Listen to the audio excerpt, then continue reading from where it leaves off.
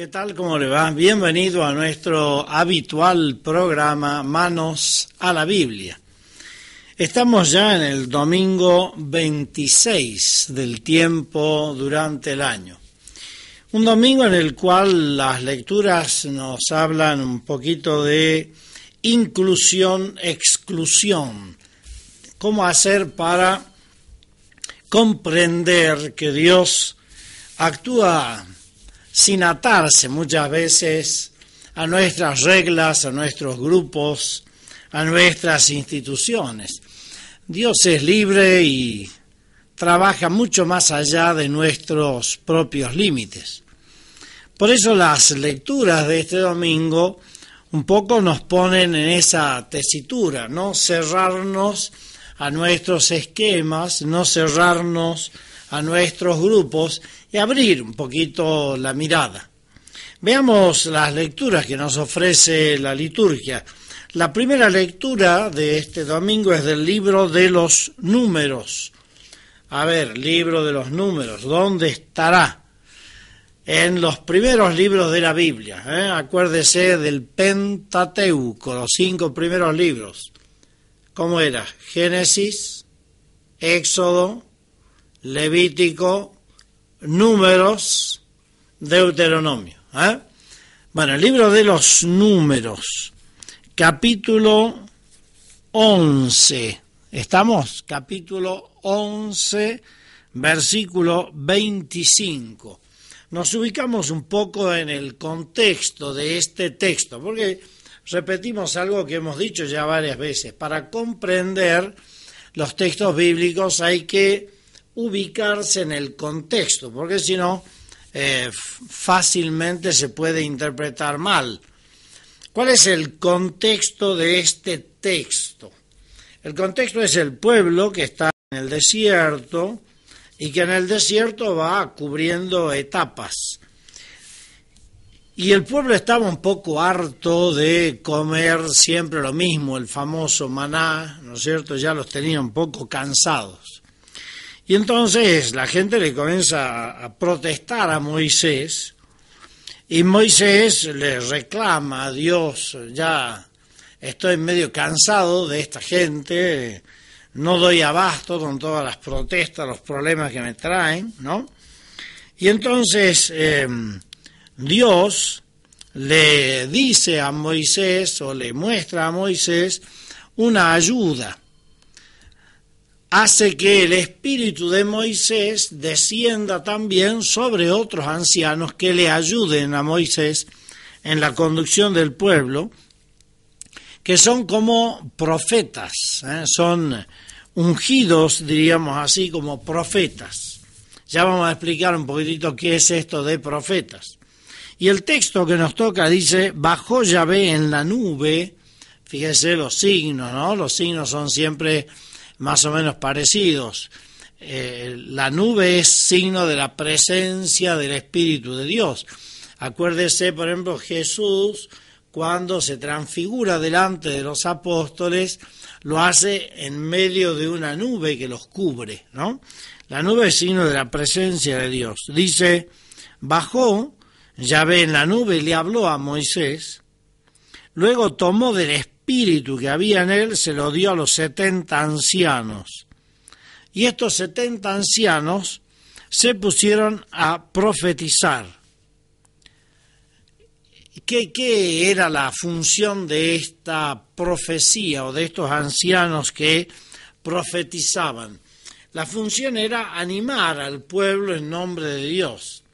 ¿En qué consistía un poco esta acción de profecía? No era hablar prediciendo cosas, sino simplemente animar al pueblo en nombre de Dios. Seguramente eran ancianos que tenían ciertos dones como para entusiasmar al pueblo, rezar de manera entusiasta, tocar instrumentos como para animar la fe del pueblo. Es decir, eran personas que animaban la fe del pueblo. Pero nos dice el texto que habían quedado en el campamento 2 hombres, uno llamado Eldad y el otro Medad, que no estaban en el grupo, diríamos, ¿no?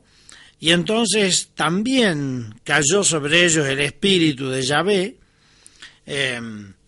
y profetizaban en el campamento. Entonces un muchacho va y le dice a Moisés: mira, hay dos acá que no eran del grupo de estos 70 y están ahí profetizando. Manda prohibirles, no es de los nuestros. Y fíjese lo que Moisés le dice: ¿es que estás tú celoso por mí? ¿Quién me diera que todo el pueblo de Yahvé profetizara, porque el Yahvé les daba su espíritu? O sea, Moisés, ¿qué le dice a aquel muchacho que va corriendo a decirle: ahí hay dos que no son del equipo, no son del grupo y andan profetizando? Y Moisés le dice: déjenlo. Ojalá todos fueran profetas en Israel, es decir, ojalá todos animaran a los demás a creer en Yahvé en este momento en que el pueblo estaba como desanimado. El pueblo venía ya mucho tiempo en el desierto comiendo maná, y ya el maná les resultaba bastante pesado, ¿no? Y entonces esta presencia de estos 70 son como la presencia de Dios que anima al pueblo para que siga adelante en este camino por el desierto. Parecido a lo que nos cuenta hoy el Evangelio de San Marcos, en el capítulo 9, versículo 38, que es el Evangelio que nos toca este domingo. En la primera parte del Evangelio se nos cuenta algo muy parecido a esto de Moisés con aquellos dos, Eldad y Medad. Juan, el hermano de Santiago, uno de los dos truenos, acuérdense que a Santiago y a Juan Jesús le había puesto un apodo, o le llamaban así, los hijos del trueno, por su carácter vehemente, ¿no? Es la única vez que Juan habla solo aquí con Jesús, y le dice: maestro, hemos visto a uno que expulsaba demonios en tu nombre y no viene con nosotros. Tratamos de impedírselo porque no venía con nosotros. O sea, Juan le dice a Jesús: ahí hay uno que anda expulsando demonios, anda usando tu nombre y no es del grupo, no es de los 12. Este es alguien que no está en nuestras filas, ¿no? Y fíjense la respuesta que Jesús le da: no se lo impidan, porque no hay nadie que obre un milagro invocando mi nombre y que luego sea capaz de hablar mal de mí. Y dice: pues el que no está contra nosotros está por nosotros. O sea, Jesús le hace ver a los discípulos que esto de la exclusión no camina, sino que hay que buscar la inclusión, y que todo aquel que obra bien, todo aquel que hace el bien, no hay que considerarlo apartado.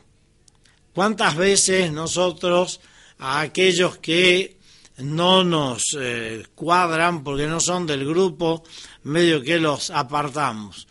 Jesús acá es claro: el que no está contra nosotros está por nosotros. Dejen que aquellos que aparentemente están usando el nombre de Jesús, pero no son de los nuestros y hacen el bien, que sigan haciendo el bien. Una visión amplia para una comunidad como aquella a la cual está escribiendo San Marcos, que le costaba integrar a los de afuera, porque la primera comunidad cristiana estaba formada principalmente por judíos cristianos, y les costaba entender esto de que otra gente no judía integrar también la comunidad. Esta frase de Jesús es como la puerta que se abre para que también se integren a la comunidad aquellos que no son judíos, no son, diríamos, de la élite, pero son también cristianos. Todos somos igualmente hijos de Dios, déjenlos entrar. Pero vamos a ver cuáles son las recomendaciones que Jesús hace para que esta comunidad que tiene que integrar gente no sea una comunidad que pone tropiezos a la gente. Una pausita, no se vaya, ya regresamos con más Manos a la Biblia.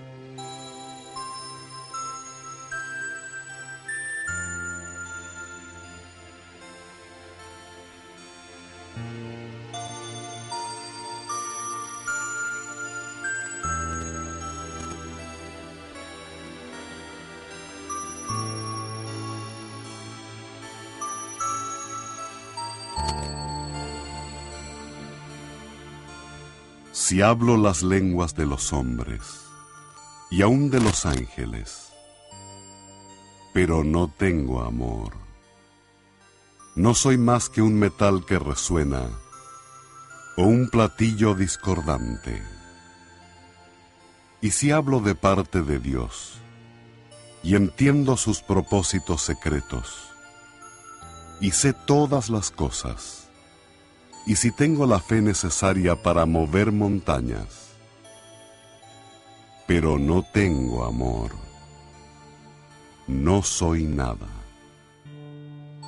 Y si reparto entre los pobres todo lo que poseo, y aun si entrego mi propio cuerpo para ser quemado, pero no tengo amor, de nada me sirve. Tener amor es saber soportar, es ser bondadoso, es no tener envidia, ni ser presumido, ni orgulloso, ni grosero, ni egoísta.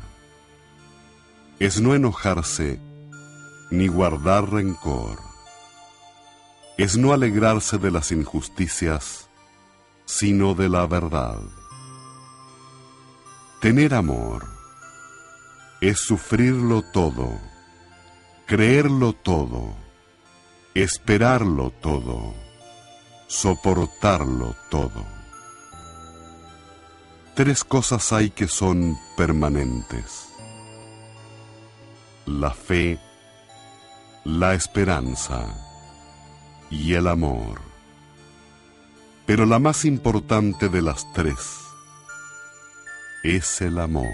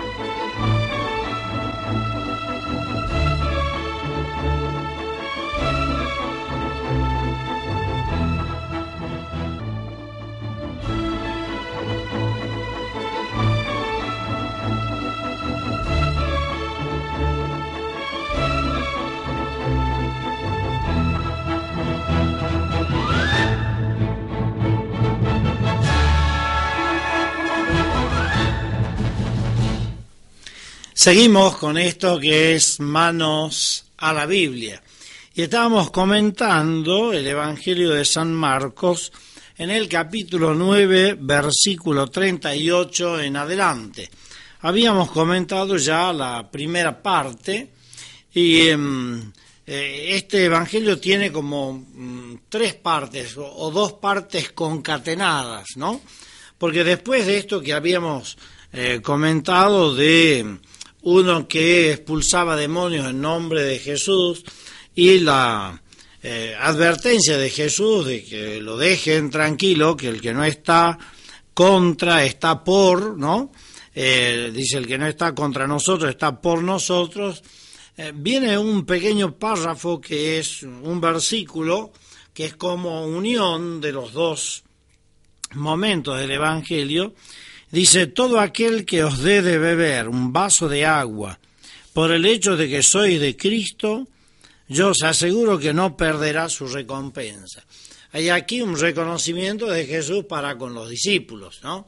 Si bien este hombre no era discípulo, no era de los nuestros, y Jesús dijo, bueno, si hace el bien, déjenlo, ¿no? Sin embargo, Jesús tiene una especial atención hacia los que son sus discípulos, ¿no? Y sobre todo aquí con los más pequeños, con los últimos, todo el que os dé de beber un vaso de agua por el hecho de que soy de Cristo. Acuérdese lo que Jesús había dicho en el texto que leíamos la semana pasada, en donde Jesús habla de aquel criadito que se lo puso al lado, ¿no? Dijo, lo que hagan con este niño, si lo reciben, a mí me reciben, ¿no? Bueno, Jesús se identifica con los pequeños y aquí dice que el que dé, aunque sea un vaso de agua a uno de estos, no va a quedar sin recompensa, como valorando el papel de los discípulos. E inmediatamente dice aquí algo que nos tiene que hacer pensar mucho. Habla Jesús de algo que lamentablemente en la iglesia de nuestros días se ha dado, se sigue dando, y ojalá que se deje de dar, ¿no? Aunque, como dice Jesús también en el Evangelio, escándalos va a haber siempre, la palabra escándalo. Jesús dice, el que escandalice a uno de estos pequeños que creen. ¿Quiénes son estos pequeños que creen? Aquí hay una asimilación o una continuación de la figura del pequeño, del criadito del cual hablábamos la semana pasada y que simboliza también a aquellos que no son judíos, que no son de los 12, que no son, diríamos, de la clase dirigente del grupo, pero que también creen, ¿no? Y está simbolizando un poco a todos aquellos que llegan a la comunidad y no son judíos, son paganos, principalmente griegos, y claro que no tienen por ahí una fe muy firme, muy fuerte, una fe muy sólida. Entonces Jesús dice, el que escandalice a uno de estos pequeños que creen, escandalice. La palabra escándalo es una palabra que viene del latín scandalum, que quiere decir piedra de tropiezo. Es decir, aquel que hace tropezar al otro, sobre todo con su mal ejemplo, ¿no? Con su falta de vivencia del Evangelio. Lo pongamos en palabras actuales. Muchas veces en nuestras comunidades, en nuestras parroquias, hay gente que está desde siempre, que tiene por ahí tareas, que tiene responsabilidades, y entra gente nueva, gente quizás con poca fe, con poca formación, que se arrima, que se quiere integrar. Estos son los pequeños. Y Jesús advierte, el que escandalice, es decir, el que sea tropiezo para uno de estos que creen, tiene palabras muy duras, dice, más le vale que le pongan al cuello una de esas piedras de molino que mueven los asnos y que lo echen al mar. Había dos clases de molinos, ¿no? Unos más chicos con piedras un poco más manipulables, eran piedras redondas, encima otra piedra y ahí se ponía para moler, Y había otros molinos más grandes, con piedras más grandes, también redondas, que las movía un asno dando vuelta.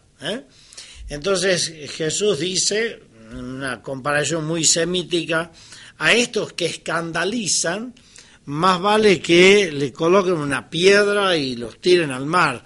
Esto de morir no sepultado era para un judío algo tremendo, ¿no? No dar sepultura, tirarlo al mar y que lo coman ahí los peces, ¿no? Era algo tremendamente feo para un judío. Bueno, Jesús usa esa comparación, esa imagen, para hacer ver la gravedad del escándalo. Es decir, aquel que en vez de animar a aquellos que son los más pequeños, los más débiles, los que por ahí tienen la fe menos fuerte, en vez de animarlos, son tropiezo para ellos, más les vale que los tiren al mar con esas piedras para que no salgan más de ahí, ¿no?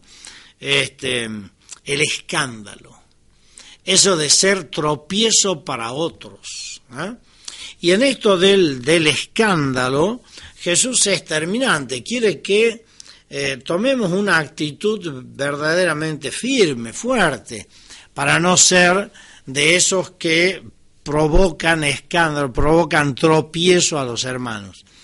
Y entonces Jesús usa tres términos, diríamos tres lugares del cuerpo, tres partes del cuerpo, en donde está graficado en qué no hay que ser escándalo, ¿no? Dice, si tu mano te es ocasión de pecado, córtatela. Más vale que entres manco en la vida que con las dos manos ir a la gehenna, al fuego que no se apaga.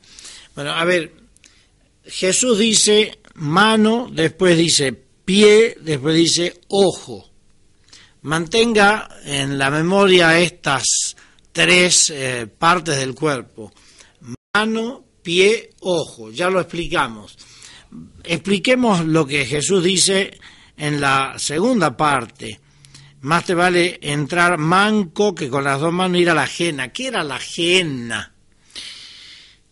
La gehenna era un lugar a las afueras de Jerusalén en donde se habían cometido actos de idolatría muy feos, ¿no? Se llamaba el Gehinón o en arameo Gehenna, es un término arameo.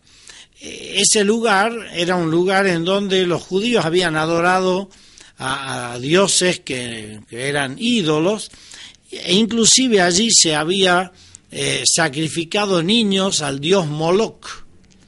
Entonces el rey Josías, que fue un rey restaurador, un rey que restauró el orden y la ley en Israel, hizo que en ese lugar se tirara la basura de la ciudad. Y entonces se transformó ese lugar, que era un lugar impuro por los desórdenes, los actos tan aberrantes que se habían cometido ahí sacrificando niños, se transformó en un lugar de basural. Y entonces ahí permanentemente estaba el fuego ardiendo, quemando la basura de la ciudad de Jerusalén. Entonces, ¿qué era la gehenna? ¿Por qué el fuego no se apagaba? Y porque basura siempre va a haber, ¿no es cierto? Y siempre están tirando basura allí. Por eso dice la gehenna, ¿no? Del fuego que no se apaga. Jesús dice, más te vale entrar manco a la vida que ir con tus dos manos a la gehenna, al fuego que no se apaga, es decir, condenarte. Hay que arrancar de cuajo todo aquello que puede ser un escándalo para los demás. Entonces, ¿qué puede ser un escándalo? Primero está la mano. ¿Qué significa? Las actividades. Aquellas cosas que hacemos mal, que las hacemos no como servidores, sino como detentadores de poder. Acuérdese que Jesús había hablado anteriormente con los discípulos que el que quiera ser primero tiene que hacerse el último y el servidor de todos. Entonces, ¿qué hay que arrancar? ¿qué mano hay que arrancar? Dice, arráncate la mano. Esa mano que quiere ser la mano prepotente, la mano que subyuga al otro, no la mano que libera. Jesús con sus manos tocaba, sanaba, levantaba, liberaba. Entonces, ¿cuál es la mano que hay que arrancar? Esa mano que aplasta, esa mano que es violenta, esa mano que no ayuda, esa mano que indica prepotencia, esa arráncatela. Porque el acento no está en la mano, sino en la actitud del corazón. Ya lo dijo Jesús, que lo que hace impuro al hombre no es lo que viene de fuera, sino lo que sale de adentro. Entonces, ¿qué hay que sacar de adentro? Ese afán de poder, ese afán de prepotencia, la mano. Después dice, si tu pie te es ocasión de pecado, córtatelo. ¿Qué significa esto de que el pie es ocasión de pecado? El pie está indicando la orientación de la vida, el objetivo que yo persigo, la meta que yo busco. ¿Qué quiere decir córtate el pie cuando es ocasión de pecado? No quiere decir que todos, andarían rengo un montón. No quiere decir el pie material, sino corta de tu vida toda orientación de tu vida que no sea conforme a lo que Dios quiere. ¿Y cuál es la orientación que muchas veces buscamos? La orientación del poder, del placer, del dinero, de la prepotencia. Si tu pie es ocasión de pecado, si tu pie es una ocasión de escándalo para otros, si tus intenciones son malas, arráncalas. Y después habla del ojo. Si tu ojo te es ocasión de pecado, sácatelo. Bueno, si lo tuviéramos que interpretar en forma literal, tendríamos que decir que tendrían que andar todos medio tuertos, ¿no? Pero bueno, el otro ojo también puede ser malintencionado. ¿Qué quiere decir el ojo? Arráncate el ojo. Arráncate las malas intenciones, los malos deseos. Aquello que busca no el bien del otro, sino que busca dañar al otro o usar al otro como cosa y no respetarlo como persona. Es decir, ¿qué es lo que está diciendo Jesús? Porque en los tres casos dice, más te vale entrar manco, cojo, tuerto en la vida, ¿no?, que ser llevado a la gehenna, al fuego que no se apaga con tus dos ojos, con tus dos manos, con tus dos pies. ¿Qué significa esto? Que hay que arrancar del corazón todas aquellas actitudes que escandalizan a los hermanos, que no son un buen ejemplo para los demás, que hacen peligrar la fe de los pequeños. ¿Cuánta razón tiene Jesús y cuánta responsabilidad tenemos todos los que decimos que creemos en Jesús? La responsabilidad de dar buen ejemplo y no ser para los demás una piedra de tropiezo, una roca de escándalo. El escándalo es uno de los peores pecados y lamentablemente en la iglesia se han dado y se dan tantos escándalos. Por lo menos que no seamos nosotros los que estamos hoy escuchando esta palabra, que no seamos causa de escándalo, sobre todo para los más pequeños, es decir, aquellos que tienen la fe más débil.